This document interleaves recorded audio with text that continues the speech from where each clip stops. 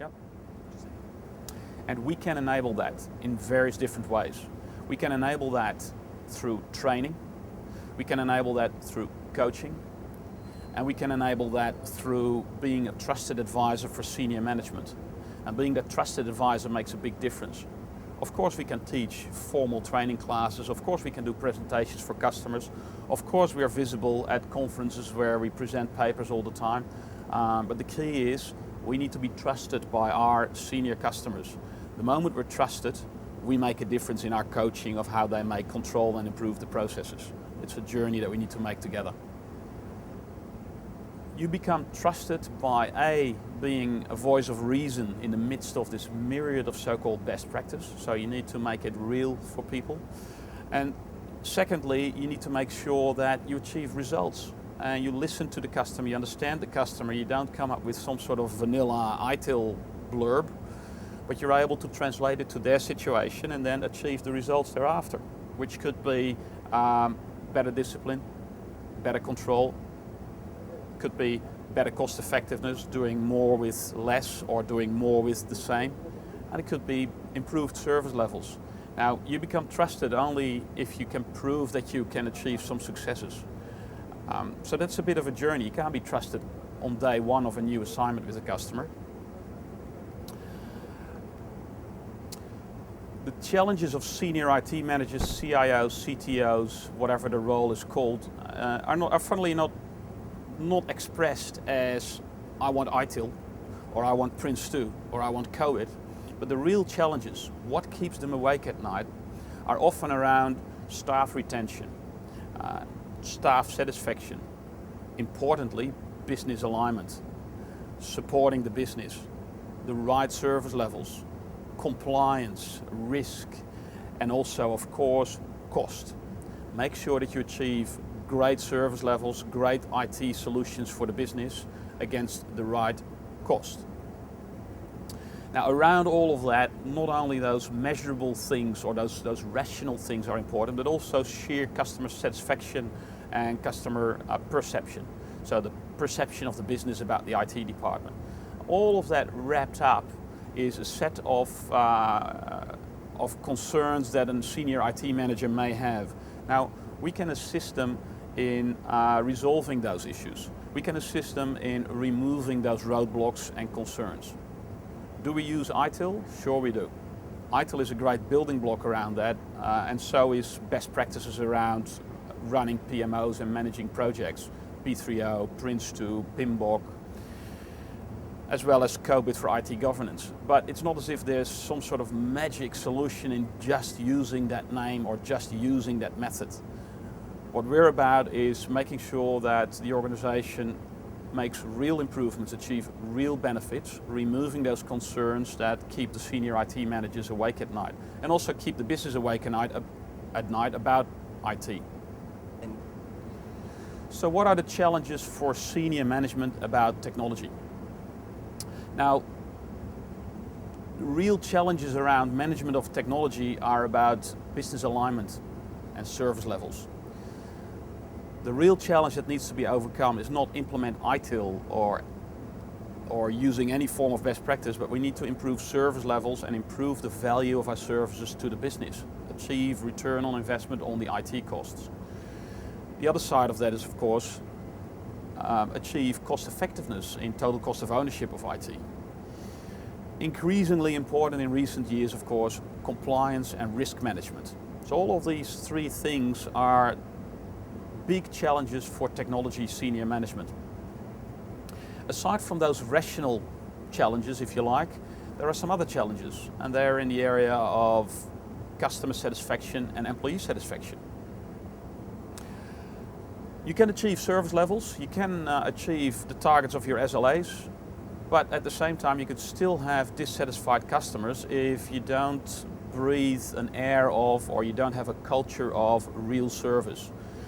Your people, when they engage the business, they need to communicate, they need to understand their requirements, not only for now but also for the future.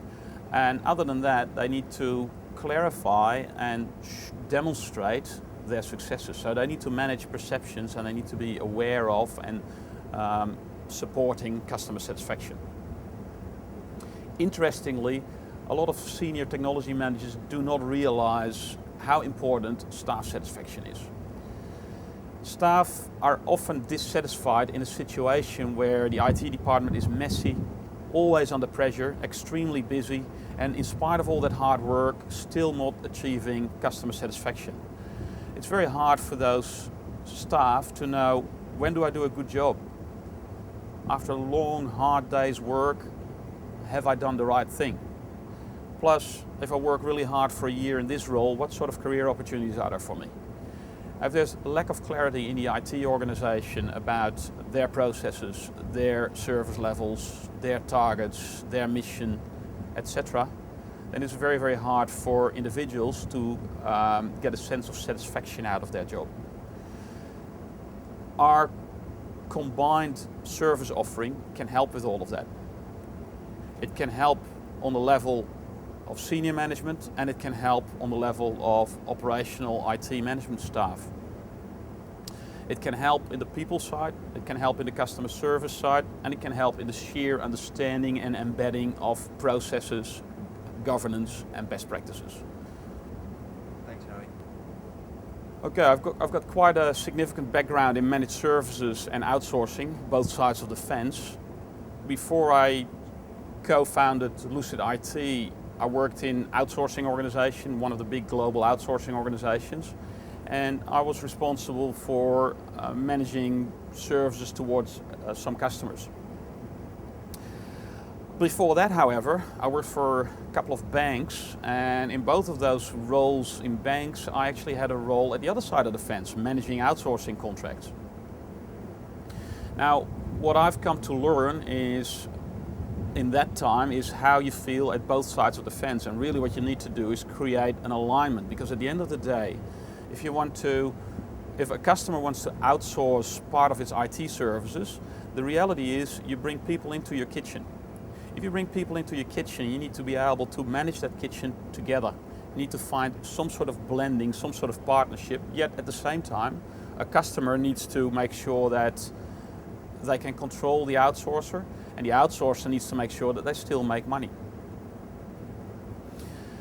Now, in the years within Lucid IT, we've helped a number of customers, and I've also presented a number of papers and around this topic. And the presentation titles in some of my conference presentations are garbage in, garbage out. What I mean by that is, if you look to outsource part of your IT services, but you don't really know what you're managing and how you're controlling that environment at present, then you don't really know how you want to outsource it and how you want to control it when it's owned and managed by someone else. So that is an example of a garbage in, garbage out. Now, we use best practices such as ITIL, MSP, Prince2 to manage a couple of stages around the outsourcing process. In the RFP stage, but also in the transition stage, and also in the business as usual delivery stage of an outsourcing contract, you need to make sure that you know what you're outsourcing. So you need to define what is the scope of the services, what are the control measures such as KPIs, and also what are the different roles of the in-house departments as well as the single or multiple outsourced units.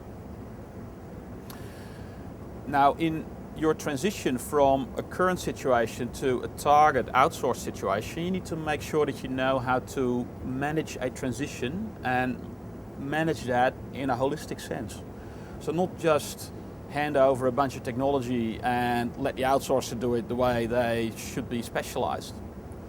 Now, you need to make sure that you clearly and holistically transfer the technology, including the support processes, perhaps people, and certainly governance and KPI mechanisms.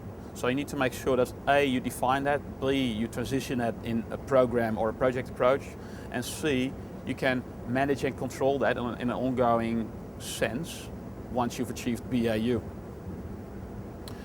Now, this is a journey, and it's not a journey that will be 100% without any challenge. But if you know how to manage that journey, if you know how to define the target situation, manage transition, and control and continuously improve a BAU situation, then you're able to at least control it and move towards that partnership that you're after. Not garbage in, not garbage out.